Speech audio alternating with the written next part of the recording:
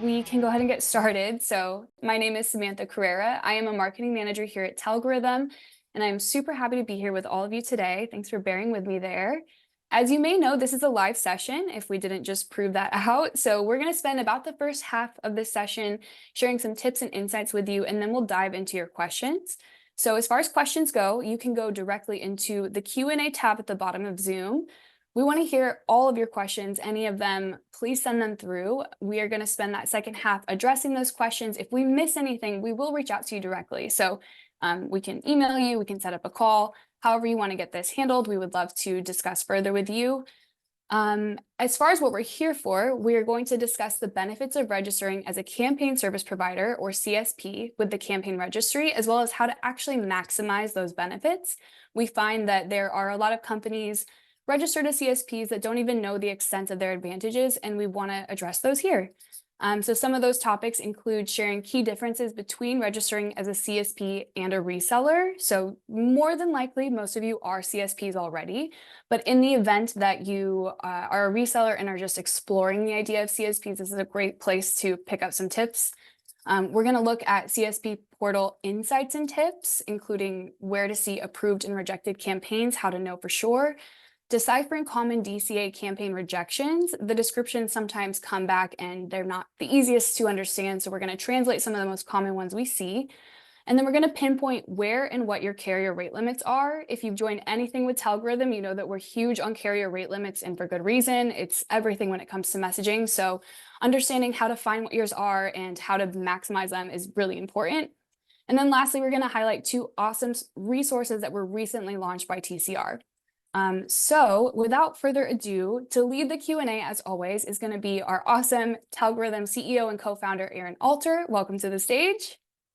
Pleasure, Samantha, as always, and thanks to the technical team for working through the technical difficulties, and apologies for the attendees for the technical difficulties, and appreciate everyone taking the time out of their busy days to join here. I couldn't have set that up better myself, so well said there, and I'm excited to jump into this important topic and discuss some of the latest things that we've seen going on. And I'm also excited to hear some of the questions from the audience here. So feel free to start submitting them here. Awesome. Thanks, Aaron. Perfect. So we're going to head into our presentation, if we can. Okay, here we are. Just to kick it off, who the heck is Telgorithm? I'm not sure.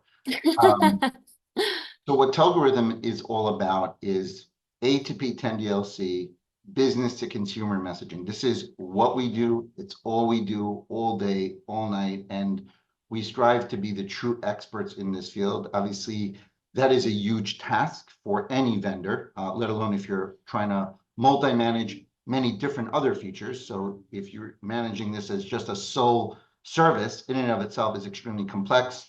There's many players in this ecosystem, and things are consistently changing, sometimes on a daily or even a weekly basis. And it's not always the easiest, and we're not always perfect at it, because it's almost impossible to be perfect at that because of the moving pieces. But we strive to make sure we're always in the know by connecting with the right players in this ecosystem to be able to, in as fast as possible, update our customers to ensure that they are always being proactive. That's the key word here with their success. And it's not just about assigning an account for us. We don't look at it in that way.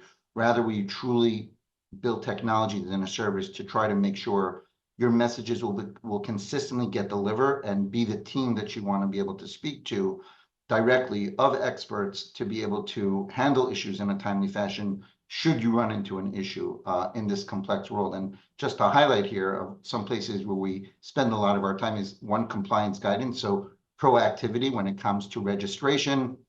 Obviously, I'm sure as everyone's aware, there's a lot of different, we'll call them rules that are coming from various different places, CTIA, network operators, DCAs, registries, many different places that these rules are coming from. We try to stay in the know as we go to be able to proactively guide our customers. Keyword here being proactive, to make sure we don't run into issues and that we can streamline your setup as fast as possible. Many times with many different vendors, we hear there's extensive delays just to get your campaign processed, let alone approved. There's lack of visibility into why a campaign even gets rejected. I don't even know what campaigns got rejected, let alone the reason why, and the answers many times are very vague. So we've set up a system, we're going to talk about CSPs and why that's so important in a second, that allows you to feel at ease for you, and then hence hand that off to your customers or create a better customer experience for your customers when it comes to compliance. I'll also say this as well.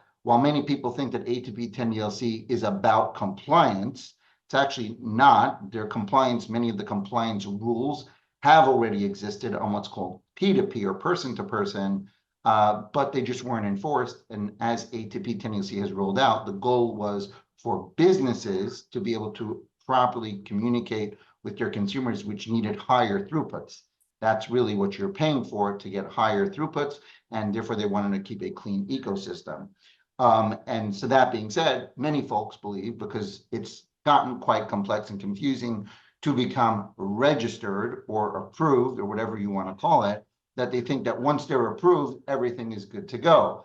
And that is actually, unfortunately, not true, because you need to be able to have somebody in the stack that manages proactively your throughputs, because there are throughput limitations that are set in place, not only for you as the messaging provider or the application provider, but for each of your brands. And within each of your brands, each of their use cases might have different throughputs for different network operators, and someone needs to manage that. Many people are unaware of that, and if you or your vendor is not doing that, you're going to run into disruptions and problems real fast and be really frustrated and really confused as to why. And then third and final piece for us is trying to, again, there's always room for improvement, to try to provide the best customer service, so that if you do run into an issue, to make sure it's being addressed in a timely way, and not only just to address, to say hello, hey, I'm here, but to try to have a team in place as best as possible to be able to isolate your issue quickly, work with our close partners in the ecosystem to isolate an issue when it does happen quickly, and hence get you unlocked for whatever that issue might be as fast as possible, and then also be preventative going forward to ensure that this kind of an issue doesn't occur again by getting to the root cause of the issue. So these are all things, again, we believe we are the experts in this area. We'll continue to really double down on this area as it continues to roll out forward. And this is what we believe at a high level is what we're putting ourselves out there to set us apart from some of the other vendors that are out there that you can try and get A2P 10DLC from. I know that's a little bit extended here, but important to mention for the audience. Thanks, Aaron. Of course. That being said, let's get into the topic of today, and that is this thing called CSP versus reseller. First of all, what is it? So as we mentioned here, to become compliant in A2P 10DLC, you have to do this thing called register. Now, there are various different ways and formats to register, and it's important, very important, to understand them and their ramifications. So what I mean by this is really two fundamental ways. So let's assume everyone that's joined here today is what's called an ISV, as one of the famous providers dubs them, which would stand for an independent software vendor. Or essentially, simply put, you have a software application that your customers, which are in this ecosystem called brands, use your software application to communicate with their customer, and we then power your application. But you are essentially a software provider that supports multiple brands and their campaigns. So in the TCR world, which is the Campaign Registry, the main player that puts all the glue together in this ecosystem, this is known as what's called a campaign service provider, not a reseller. A reseller, if you look at the word itself, means you're reselling something. And while you might have functionalities and features of text, you're not reselling text. You're not in the cloud API world reselling cloud APIs for the purpose of selling cloud APIs. You likely have some sort of software that is addressing a specific niche that allows people to communicate and send and receive text messages. You are not a reseller. In the reseller model, the way you can tell if you are is you would get your brands, which are your businesses, your customers' information, including and beginning with their tax ID information, which is required, their EIN numbers, unless you're a sole prop. but you would be giving this information to, as a reseller, to your provider. That is not appropriate. Your provider should only be what's called a CNP, which stands for a connectivity partner, because that's what they're providing, connectivity service. You are the CSP, the campaign service provider. And that means you need to be going directly to the campaign registry itself. If you are in a situation right now where you're going into a hub, a trust hub or some API and giving tax IDs of your customers to your connectivity partner, that is not correct and not appropriate. And the way many of these vendors have labeled it and titled it as, oh, we'll take all the dirty work out of it for you in doing this, which is actually false. Because if, let's just say, it takes 10 total steps to become registered, it's still 10 steps, whether you're in the reseller model or whether you're in the CSP, true CSP model, which I'll get to in a second.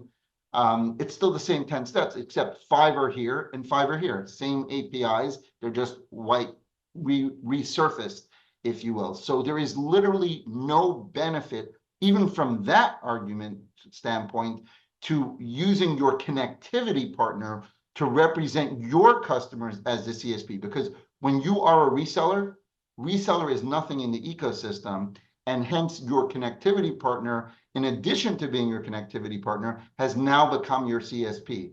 And the negatives to doing this is, one, ownership. You have zero ownership when a brand gets created under someone else's CSP account. You as a reseller have no ownership of any brand that is created or that you are tied to in someone else's CSP account. So you have no ownership of that brand or vettings that you may do to higher risk score, which can higher throughput limits. You also have no visibility into that kind of setup. So you have no ownership. You know, one of the things that many vendors have put out there, don't become a CSP, too complicated, too complicated. You can't even switch providers, which is absolutely 100% false, because first of all, brands are tied to the CSP level, not the reseller level. So that's number one. Number two, let's talk about campaigns, which are the use cases that sit under the brands. If you are a reseller, that campaign gets tied not to you, but to your provider CSP account. And why would they want to allow you to switch elsewhere at all? They want to keep you in there on their own. Versus when you become a CSP, and a CSP entails going directly to the campaign registry itself. There's not a large fee for doing that. It's a $200 one-time fee. You take a webinar, it's 30 minutes, and they give you access to their portal and their APIs.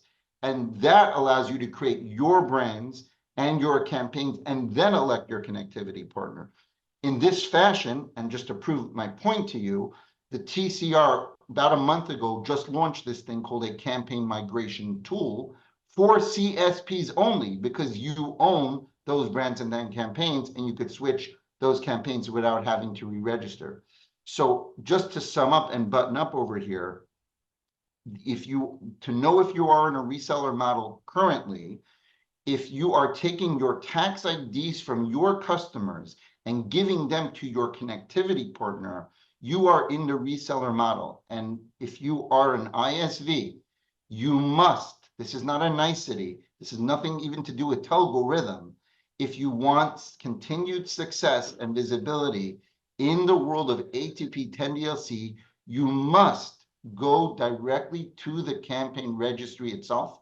If you have, many people have been following us, which we appreciate, we've actually hosted recently for a second time the vice president of the campaign registry, and we discussed this exact subject here.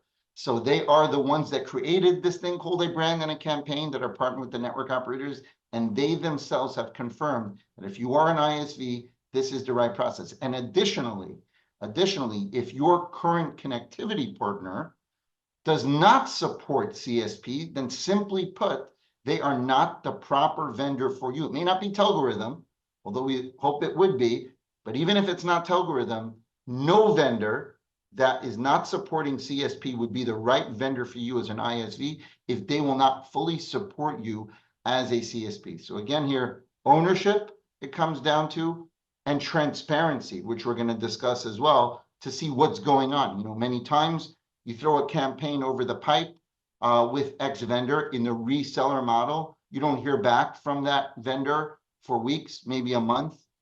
You don't know what's going on. Then they come back and say this has been rejected. They don't give a reason. How do you even know that they submitted this campaign into the TCR at all, let alone shared it upstream with a DCA? You have no clue as to whether that's happened.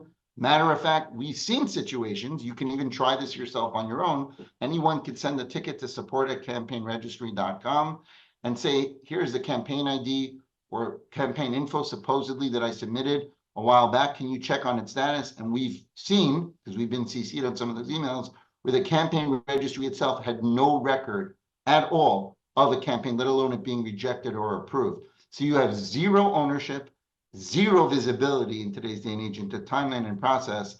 So I think it is really important here. Again, we cannot stress enough. Again, regardless of Telgorithm, if you are an ISV, please do yourself and your company a favor and start the process of becoming a CSP, which is basically cost nothing to you, but will save you a tremendous amount of heartache. And even if you weren't aware of this for the past 2 years, and you might have thousands of campaigns registered in this model, you still at some point need to start getting yourself out of the quicksand. And so at least net new campaigns forward, you can begin to register in the appropriate way. Again, this is not a plug at all for Telgorithm here. This is just simply straight knowledge and fact that we are offering to the industry because we believe in transparency and it's the right thing to do. Awesome. Thank you, Aaron. And take a screenshot of this if you would like. And just to call out, this is part of our ebook. If you haven't already gotten our ebook, it's on our website. Please go and download it. It has a lot of great tips like this. Awesome stuff here. And speaking of which, some of the advantages that you get by becoming a CSP of the TCR is you get access to RESTful APIs and a really nice portal, which they're consistently updating and operates in real time. So just to double click here for a little bit, if you noticed here on the right side there, highlighted, there is a category there that says elected DCA, yes. Now, there are many different statuses in the ecosystem, and many people, rightfully so, because there's not a lot out there, you get confused by that, of what these, one of them is active, one is registered. To get a campaign fully approved, meaning the final mile, the final and the main thing that a campaign needs to become approved, and hence the associated numbers that will be associated with it become approved, is all the way to the right over there called elected DCA yes. What does this mean? This means that, so first of all, what is a DCA? We've spoken about it on prior webinars, and we've actually hosted the largest DCA in North America a few months ago. But a DCA in a nutshell is the final mile provider before your message makes it into these various mobile network operator networks. So there's no middleman after them. They have built the interconnect, they have the partnerships, the relationships, and they are the final mile. When you send an API call to whatever vendor you use, it goes through one of the DCAs, and then it goes straight into that mobile network operators network. And so the mobile network operators consistently are communicating with DCAs to let them know, here's what we're going to accept, here's what we won't accept as far as compliance. And so because people or businesses were trying to get around the system earlier on, things were much more automated at one point, but because people were trying to take advantage, they put people in place at these DCAs, actual people that review these campaigns. They will go into your campaigns. We'll discuss in a minute some of the things that they look for. But the bottom line is, every time you submit a campaign, regardless of where you are in the ecosystem, sometimes you could be 10 companies deep. It could be a company that you use that uses another company, another company, all the way up to DCA, which causes a big headache. You may not even be aware of that. So it's important, if you can, to try to understand where the company you're partnering with stands in that ecosystem and the benefit they're providing in that regard. Not everyone can go to a DCA. I'll just point out that would be, without getting into many of the details there, that's like you want to buy a single can of Coke and calling up Coca-Cola corporate for that. So there's different players in this ecosystem for a reason, and it's not meant for everyone to go to a DCA unless you meet certain criteria, which most ISVs do not. So just to be clear on that. But the bottom line here is that in order for a campaign to be fully approved, the only thing not any register, not active. The only thing that means that campaign is fully approved is under this section here called elected DCAS.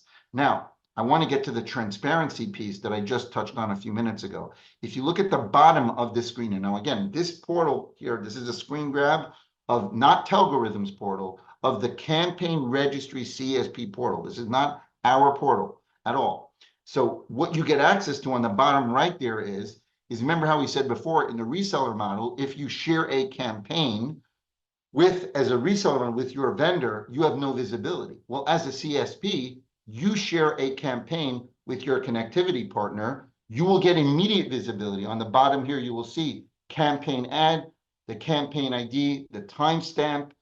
Everything here is all in real time. See, there is no place for, if your current provider is supporting you as a CSP, they have no room to hide. They do not control the TCR's agnostic CSP portal. So you will see exactly when they received your campaign, when they accepted your campaign. If it got rejected, it'll be listed here. Who they shared it with, as you can see here, one of our DCAs we use is SYNIV, which is Cineverse, the largest DCA in North America, and who we've shared it with. And it's not shown here, but you could even drill down into a rejection where it'll show a code and a very specific reason. So by having access to the TCR, you will immediately get, and by the way, all this is available via their API as well. There's no additional cost for this stuff. So you just look in here and you could see exactly timestamp wise, oh, my company said they had it for this time, or they approved it in this time. Many times we hear from companies, they say, oh, I got your campaign approved in 5 seconds. First of all, that is currently impossible. I repeat, that is impossible to get a fully DCA approved campaign in 5 seconds today. So if your vendor is saying that, then maybe they have some past where your traffic is unregistered, but you have no way to know that. You have no way to validate that. Maybe they never even shared your campaign upstream at all, and they just told you that they did. And even if they're not charging you a higher carrier pass-through fee, you might have heavier filtering, or you might run into more serious problems because unregistered traffic is going away completely for the final places that exist in the coming months.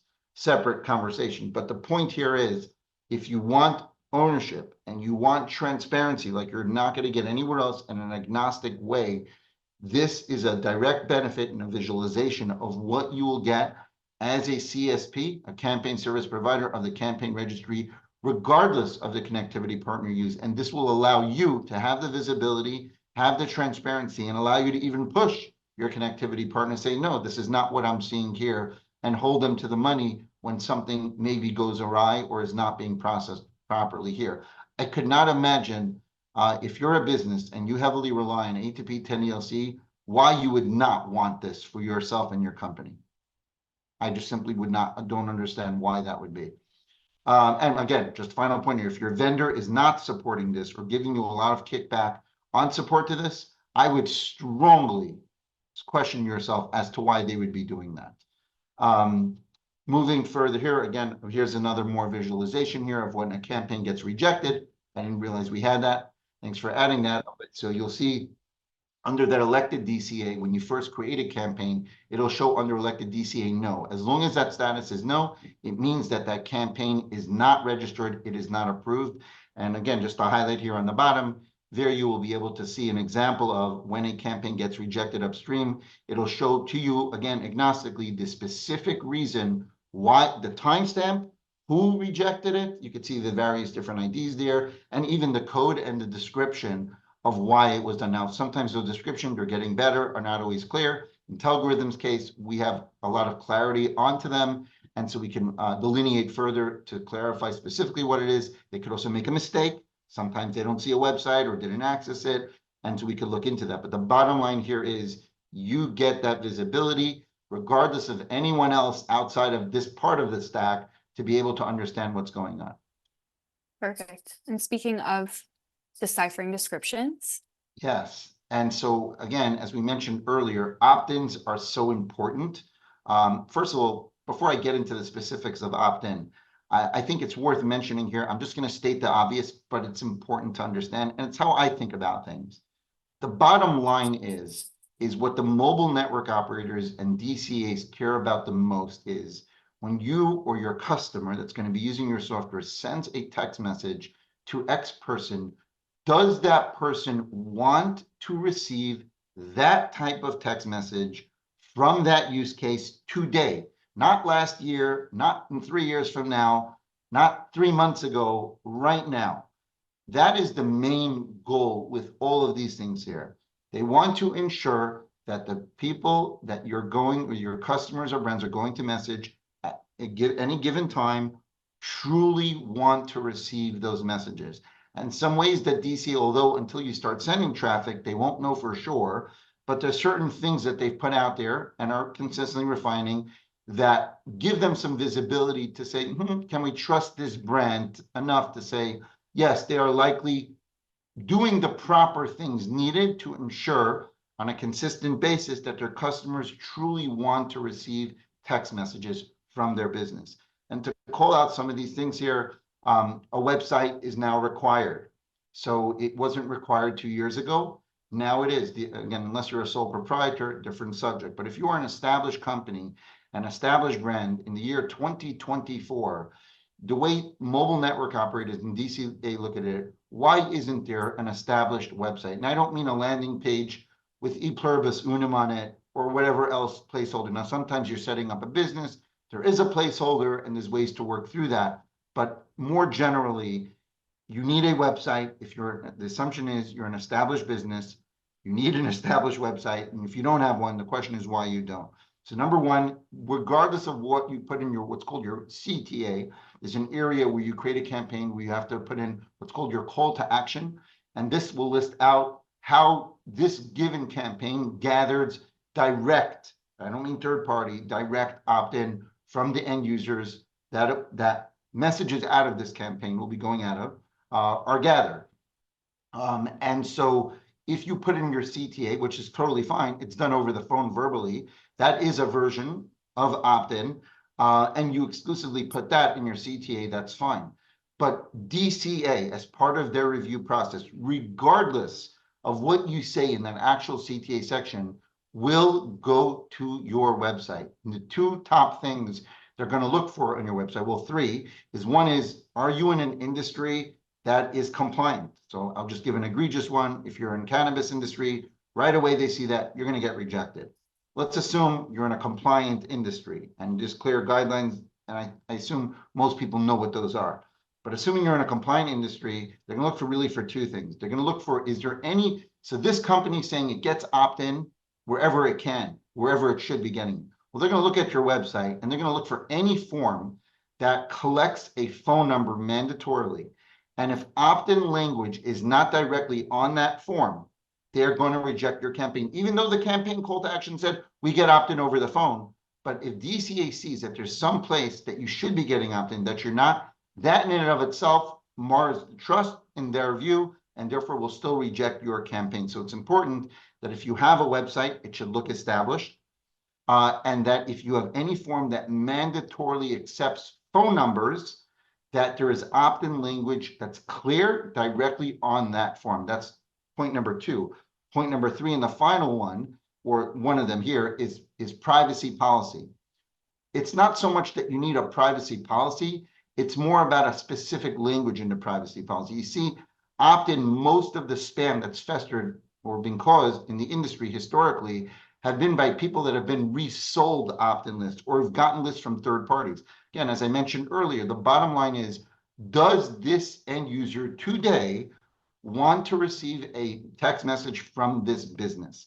And so third parties, when you buy a third party list, it's likely the end user doesn't know who you are, hence likely they don't want to receive that message. I'm not saying there can be cases where there can be, but they want to clean up the ecosystem and set a bar, and therefore direct consent and opt-in is needed. And to convey this, they require on your website, in your privacy policy, if you put it somewhere else, potentially it could be pushed through, but that's typically where it's put. They will look for very specific language, and that language is either one of the two following things. You could have 30 pages in your privacy policy, but it must say one of the two things. We do not share any data, or really it's personal PII information, with third parties, period. Or we do not share any PII information with third parties for marketing or promotional purposes. You must have language that states one of those two things. If DCA does not see that, your campaign will get rejected. Again, even if your call to action section in your campaign says nothing about your website, you will still get your campaign rejected. And these are not what we're saying. These are what we know factually that DCA, and by the way, it's not one DCA, all the main DCAs are looking for here. The third and final one should be obvious, but again, as I said before, if you are an established business, it means you should have a fully functional and working website. And so if they go to your website and they see you have to hit advance, proceed, security issue, URL broken, or URL doesn't meet securities in Chrome, that will also be a reason for rejection. If you have a broken URL or some security issue that folks are seeing right when they get to your website, before they could even get into the website, it looks unsecured, they will reject for that reason. So this is, again, a small list. We have an ebook on this stuff. We're consistently providing updates on this. But these categories here are what we feel are the top ones and are the most common that we see of late. Now, I will point out one final thing, because I know we're getting up on time and I want to get to your questions. Sometimes people could say, well, they're starting a business, or, it's a big enterprise and, it has to go through legal to just update 3 words on a website. It's got to go through legal, and this one has to look at it, and that one has to look at it. And then even once legal approves it, it's got to go to some technical team, and they then have to add the words, and all that can take 6 months to do, because it's a corporate environment. And I don't want to wait 6 months to be able to send text messages. And so in that case, that's a valid concern. DC is aware of that. And there are paths potentially that can be taken to get things going. I don't want to get into those today, but I just want to convey that DCA is aware of those scenarios. They're also aware of people making up that excuse to just get away with not having a privacy policy or whatever else it is. So you could speak to us offline and we could tell you and walk you through some potential ways how we can address that if that truly is legitimate. They want to be compliant. They're going to update the website, but they have this challenge here to get going. You speak to us offline and we can work with you. We work with some companies with just that, in just that predicament, and we've been very successful with that here. So I just wanted to point that out as well here. Awesome. Cool. I think we have 2 more slides, and everyone, don't forget to submit your questions in the Q&A tab. We're looking forward to getting to those, but we will proceed. Awesome. Okay. So we'll end off here because I do want to get to the questions here. What are your carrier rate limits? So one of the, again, when it comes to visibility here, you will see here, and you can zoom in on this if you can't see it, but you will see that different carriers here give different limits. And so without getting too much into detail, because we discussed this on prior webinars, you should check those out. We have a lot of blogs on this, but I think I mentioned at the top of this webinar that A2P 10DLC is actually not about compliance. Compliance is the entry ticket to getting something. What is that thing? That is throughputs. Right? Hence low volume campaign, dedicated campaign, external vetting, SBR, special business review. What are all of these things about? They are about throughputs. As a business, I need a certain amount of throughputs to be able to communicate in an appropriate and timely fashion with my consumers. And so if it's about throughputs, and that's what you're really fundamentally paying for, well, who's managing all of these throughputs? Which should be a fundamental question that many have not been asking, but that people should be asking here because it matters. As an example here on this screen here, it shows that this particular brand was approved for 40,000 messages daily. Now that's the T-Mobile, because you could see AT&T there has a completely different account. That's at the campaign level, and that's 75 TPM. So if T-Mobile gives a daily limit for one of your customers' brands, a daily limit, well, what happens if I exceed the limit? Well, if you exceed the limit by even a single text, you will be charged for that message, including a carrier pass-through fee. So imagine this. You've gone through this whole heartache to register and become a CSP and become compliant and got the website updated, got the privacy policy done, fixed your opt-ins, did your call to action section, yada, all these things. And then 3 days later, you get going and boom, all of a sudden you get flagged. This error, that error, you exceeded your limit. Would not be too pleasing for you and especially your customers. The shocking part is it doesn't seem industry-wide, unfortunately, that no one is taking visibility or managing this.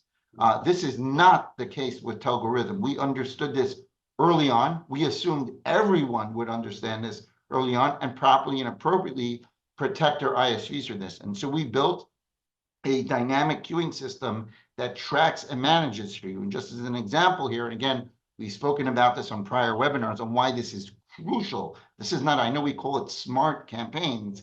It's not an AI thing, although we may put AI into that at some point. But the bottom line is this is crucial and fundamental to your success on A2P 10 DLC. It's not a nicety that, again, this campaign here shows for the brand level, there's 40,000 messages a day. When you get started on T-Mobile, typically you'll get 2,000 per day. You might think, well, that's enough. Well, I'll give you some examples. Let's just say you have a call center and there's 20 reps. Each rep does not need its own brand and campaign. They share it. And so it is very fast for 20 or 30 reps in a call center conversationally to 2,000 messages to T-Mobile. Again, key here being to T-Mobile.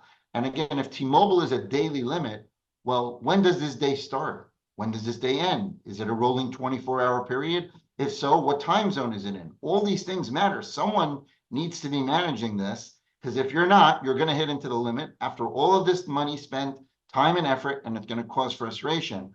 And not only would you need to know the limit, right? So you would need to know who you're sending the message to. You see, Metro PCS, or everyone's seen probably the Mint Mobile commercials of late. Those are all what's called subsidiaries of T-Mobile. Well, are they included in that limit? I'll actually tell you they are. Well, somebody would need to proactively know that, because if you send it after the fact, you're already block causing disruption. And so again, Telgorithm is consistently updating this. We get the information from you when you share it with us as a connectivity partner, as a CSP, and we proactively and in real time manage this for you. We've created alerts around this, proactive alerts. We've created a queuing system. We've created the ability in time routes about this. We've created the ability to expire text messages dynamically, where you don't get charged for them if they can't get sent within a period. And we've done all of these things and really gone to great lengths to make sure fundamentally you are going to be supported as us being your connectivity partner in A2P 10 DLC. And this is what you should expect, a status quo. You should expect that from your current connectivity partner, along with them supporting you as a CSP, from any vendor that you choose. And so this is something you will get with Telgorithm. This is baked into our product. It's a fundamental part of our product, and there is no additional fee for that either. We also don't charge extra for professional services either, which is a sham that our industry has got such a place where I'm now going to charge you to get service because my service has been so bad, versus just being proactive and doing the right thing. So these are just, again, just to call out here, what we're on the subject here, throughputs here where you could view them at a campaign level, why they matter, and why you need to choose a partner that's going to properly and appropriately manage them, or you're going to set yourself into some problems. You might be very focused on compliance and just getting registered and may not even realize this today. Awesome. Thanks, Aaron. Of course. To final answer here, one of the other things as well that you'll get by becoming a CSP is you will have a relationship directly with the campaign registry itself, who is the agnostic vendor chosen by the mobile network operators, regardless of which connectivity partner you choose. And two things they just launched. One is that campaign migration tool. So once you become a CSP, you will have the ability, without recreating a brand, without recreating a campaign, to change connectivity partners if your connectivity partner is not meeting your requirements, without additional cost, and without additional, potentially additional review, depending on who their backend DCA is. This was launched recently by the Campaign Registry for CSPs only. It will not be released for Reseller, not because they don't want to, but because the way that it's fashioned and set up today makes it a very big technical challenge for them. I actually brought this conversation up with the vice president of the TCR himself, and he confirmed that. Additionally, they just released, I believe 2 weeks ago, a customer support portal of their own, where you get to be able to open tickets with them directly and agnostically to be able to see what's going on if needed behind the scenes there. So wanted to call these two things out as well. Awesome. Thank you so much. And thanks everyone for getting to the... I hope so too. If you have any additional questions on this, let us know. But Aaron, it's Q&A time, so I'm going to read you what we've gotten so far and we can get to these questions. Okay. Try my best. We're going to start here. Does Telgorithm have their own layer of review? If we are a CSP and elect Telgorithm to be the CNP, do you all pass campaigns directly onto DCAs, or do we have to wait for your review before it gets passed to DCAs and a secondary DCA review? It's a really good question. Very good question. So I'm going to answer this by trying to address the fundamental here. So, being caught between a hard rock and a wall, you need to strike a fine balance, right? So on the one hand, if you allowed streamlining, meaning let's just say Telgorithm has no part of the review process, then it makes it susceptible for somebody to try to sneak something that's not appropriate through. And you might say, well, DCA upstream is checking that. Well, let me get into a specific thing here. We currently today, our average campaign approval times are 72 hours. Our average. Many of them are being approved as quick as 24 hours today without expedite fees, which we also can offer as well. 72 hours. That is not the case, as I'm sure some here are aware, with some very big providers. And many ask, well, how is it that this massive company, it's taking me 3 weeks, but somehow Telgorithm is going to do this? And the reason is because, number one, it starts with CSP, right? As we discussed today. You can't just reseller model into Telgorithm. Anyone off the street just opens up X account, reseller shares this and sends it across. The DCA knows the vendors that offer that and knows that there's no pre-screening, and hence they're going to spend more time on looking at this campaign and doing that. With Telgorithm, this is not the case. Just to use Telgorithm in and of itself, you have to be a CSP. What does that mean? You have to register as a CSP. With the TCR, the TCR is going to review you as a business. That takes some time. It takes a couple of weeks. There's a webinar you need to attend. They do a background check on you. That is just to get access to even partner with Telgorithm in the first place. So there is no reseller model. On top of that, so one of the things I want to point out as well is Telgorithm doesn't offer hundreds of different things. We don't offer email solutions, all this other stuff. We do offer some ancillary voice services, which we plan on expanding, but we're very focused on A2P 10DLC. And so for this, because we're so focused on this setup here, so what we do is we need to make sure we're going to get revenues from you. We're still a business at the end of the day. And the only thing we really make revenue on is when you successfully send text messages. So even if you wanted to spam people, you're going to get blocked. Ultimately, we're not going to get anything from you. So we're in the trenches with you. So it's in Telgorithm's own best interest to make sure that not only your campaigns are going to get approved, that you'll be able to continue on a sustained basis, be able to send successful text messages, but we have no way to stay in business from that. So we have nothing else to sell you. So that puts us in the game with you. And because of this, during our vetting process, just as you vet your vendors, we vet you. We number one, want to see your CSP approval. Number two, you would share 3 to 5 campaigns and some customer websites with us. We're going to take a look at them, see, are they perfect? Do they need some compliance things? What do the websites look like? Who are your customers? And so up front, we take the time during the initial phases of Telgorithm, we call it the tryout period for both of us, where we will see what your customers are like, what you're about in compliance. Are you willing to make a fix in a decent period of time? What are you willing to do? And once we garner this trust phase where you're trusting us and we're trusting you, once you get fully going to a commit basis, we then unlock it, and we have logics built where once you fully get going past the initial phase of Telgorithm, we fully streamline that unless we get a flag. All of a sudden, we see a segment of your campaign start to get suspended, or some of your traffic starts to look interesting. We can always put a hold on that, but we have an automation built where we don't check it at all once you get going, and it just goes straight up to DCA, and it hence is processed much faster from DCA. So to answer your question specifically, during your trial stage, which I would strongly encourage everyone here to reach out to, we provide a trial stage, no commits at all. You pay for what you use. So you could try out to see truly if everything we've said today is real. Maybe we're, being inconsistent, and you'll have ability. We provide that and make that very easy for you to validate that yourself on your own in an agnostic way.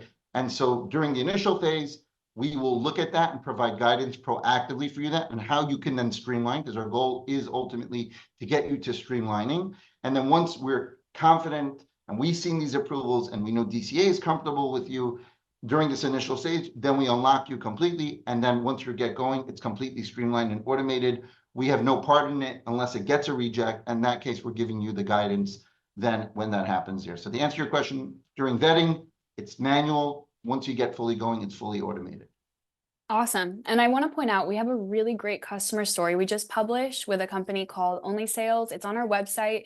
Check that out. We did a lot of work to get them compliant and running and sending millions of messages a day. I think you might be interested in that. But on to the next question. This one should be quick. This one asks, does the privacy policy need to specifically mention messaging, I think text messaging, or just the do not share with third party statement that we had on our slide? Just a third party statement. So they're not going to look, we do not share your information. They want to know about information sharing, basically. The catch-all. It could be just a catch-all phrase there. We do not share information with third parties, or we do not share information with third parties for marketing and promotional purposes.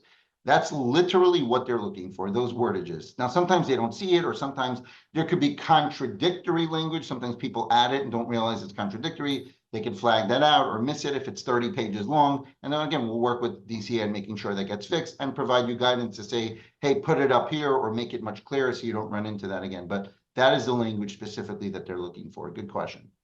Perfect. Okay, next question. With the new migration tool, the campaign migration tool, have you been able to gauge what downtime may exist when campaigns are migrated between CNPs? There will be a number port, but also the campaign migration and re-registration / association. This is a very good question. But the way I'll begin to answer this question is there's no variation. So I want to address this question because it's an important one. But with regards to campaign migration, whether you are using the CNP tool or not, with regards to disruption, it makes no difference. Because here's the bottom line, when it comes to preventing a disruption, if you were to migrate partners, you always, the way I always put it in porting in general, this applies even to voice, is you want to build the house before and put in the furniture before you bring the people into the house, not vice versa. No one wants to show up in an empty home that has no electricity, anything there. So the point is that you would do all of this in advance. So let's assume you have a campaign with X provider today. You want to go to Telgorithm, right? So your step number one, even if it's a migration, hopefully you're a CSP, you change the connectivity partner to Telgorithm here on this tool here. What you would do is you would pre-set up the setup behind it in advance, and then you would then in swift motion be able to send this over on this side of the fence here to prevent that. So we have an API that is connected at the carrier level that most providers don't have. See, most of the time when you transition between provider to provider, there's a disconnect between what happens between the API level and the phone number level, right? Because the phone number level sits at the carrier level, but your APIs are all at that API level. There's a disconnect there. So when many people switch vendors, they do experience some disruption because your API, your application, doesn't know exactly when that cutover has occurred. So let's just say you're using vendor X, API call, API call, API call. It doesn't know when the cutover happens, but at some point it does. And when it happens, you don't know, your system doesn't know about it. It sends that very next message. And the only way you know it's cut over is when you start getting errors. That's already too late because it's already caused disruption, even if it's 5 minutes. So what we've done is we built an API in real time. Actually, you could even submit your port requests via that API. You put the LOA in the API as well. That is connected at the carrier level. And so in real time, which is the OSR, net number, literally the second the NNID switches to Telgorithm's NNID, there's a webhook subscription that you could subscribe to, that you could bake into your logic so you know exactly the moment the cutover happens to Telgorithm, so you can adjust your logic that is now already pre-built on Telgorithm to redirect that traffic there. So with regards to any migration, there should not be any disruption if you're proactively configuring everything in the right format during the porting process. Thank you. Okay, I have a question that I'm not 100% clear on, but I think basically what they're asking is for paths for working directly with DCA, I believe is the question. If we want to work directly with a DCA as a large corporation, are there any ebooks? By the way, I want to address one thing on the last question too, because I just want to, it's sometimes hard to know full context. So what I gave is an overall answer, which is true, but I want to answer because I think somebody might have been referring to a nuance. And if you're not, that's okay. I'm going to tell it to you anyways. But what you might be thinking is one campaign can't be in two places at once, right? So if it's one campaign with X provider, you want to get a Telgorithm, it can't be in two places at once. Hence, if it's not registered, it can cause a disruption. Again, I don't know if that's the question here, but that would be a good question to ask. The way it would work is, the way it actually works is that it remains registered and your number is tied in OSR and T-Mobile's SMG new system, SEG database, until it gets it doesn't go through the whole approval process, but there is a status change where it becomes now fully part of Telgorithm, and there would be a hook where you would get from us that when that occurs and that happens, and therefore from a timing perspective, your numbers and that campaign would still remain live to a certain period on Telgorithm, and that's how you would be able to mesh the porting together to prevent any disruption or very minimal disruption there. I don't know if that's what they were asking you, but in case anyone was wondering that, that's how that works. Go ahead, Cool. Samantha. Thanks, Aaron. No problem. I'm going to stay in the same vein of the CNP migration because we did get another related question. This question is, if we do not own the brand, will CNP migration work, or does it need to go through TCR brand approval first? TCR brand approval first. Brands are tied specifically to CSP IDs, not resellers. There is no way. If you notice on many, I'm not going to call any out by name today, but if you go on many of these vendors' websites, they notice that they say campaigns are non-transferable, which by the way, now they are as a CSP, but they, for some reason, the ones that have previously talked about it in the past, prior to migration tools, said they skip out brands. They don't even mention the brand. And because the reason is, factually, brand is tied to a CSP, and if you're using them as a CSP, that is never transferable. When I say non-transferable, it means that you have to go through the process again. You have to build it again, rebuild again, and set it up again and become verified again. When you have your own CSP account that remains with your account, it's one single brand that belongs to you, and then you can then, with campaign-wise, choose, multi-threading or whatever the reason is, the different connectivity partners with the campaign that's under the brand. But the brand always remains static to the CSP account. So if you don't want to go through the process of re-verifying and paying the cost of re-verifying, and then all the vettings are actually tied to a brand, the risk score is tied to a brand, you want to make sure that you are a CSP. And again, even if you're in the trenches in the quicksand already, I would recommend that going forward, for at least your new stuff, you begin to start to get out of that. Perfect. Do we want to talk about the timelines of becoming a CSP really briefly, in case anyone here is curious about that, the cost and the time associated? Yes, so the cost is $200. By the way, you go to campaignregistry.com, you can see all this information. This is not telgorithm.com, campaignregistry.com. Again, this is, fortunately, we've been very big advocates with TCR, and if you notice, anyone that's been following them, they've been putting out a lot more information lately on purpose, because there had been a lot of confusion in the industry, and we've been big advocates and pushing them. One of the folks that have been pushing them to do that. We're really glad that they're doing that and continuing to do this. You can go to their website and see that. But yes, it's a $200 one-time fee, $200 one time to register as a CSP. We do not collect that. That will be invoiced to you separately. That's another thing. We don't bill our customers for any brands, campaigns. We do bill for the DCA vet fee. That's a separate thing. But your brand registration and your monthly campaign fees will not be on your Telgorithm bill, or will not be on the provider you choose bill as a CSP. And if they are, you should bring that up with them, if you already are, that they're not double billing you, but you will get that directly from there. And so there's a $200 one-time fee. As far as timeline, currently it's taking about 4 weeks from the time you submit your application until you get access to their portal and the API, so you make your CSP account. I did speak with their leadership last week. They're right now working on processes to shorten that up by half the time, so say about 2 weeks. There is also now a webinar that they require you to attend. I believe they host that webinar twice every week. It's 30 minutes where they give you a basic overall training on the portal and what TCR is about. You must sign up and attend that. Only after they confirm your attendance will they give you access to the TCR portal and the APIs.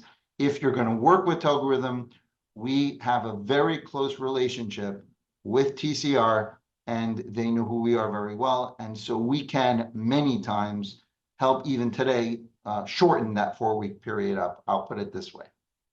Perfect. We got 2 more good questions that kind of tack on to the last couple of things we've talked about. So if everyone can stay a few more minutes, I just want to get through those. Okay, so then a follow-up question to asking about brands needing to be with the CSP account. So if we re-register the brand as a CSP, will CNP migration then work? Yes, for any campaigns that are now created under this new brand properly, you will absolutely be able to use the campaign migration tool from that point going forward for any campaigns created under that new brand. Yes. Perfect. And are there any fees associated with using the tool? No, the tool itself has no cost. Okay, that's perfect. I think that's great, you guys. We can move on to wrap things up. Thank you for your questions. If we didn't get to yours, we Yes. will, of course, email you. Don't worry. We'll be in touch.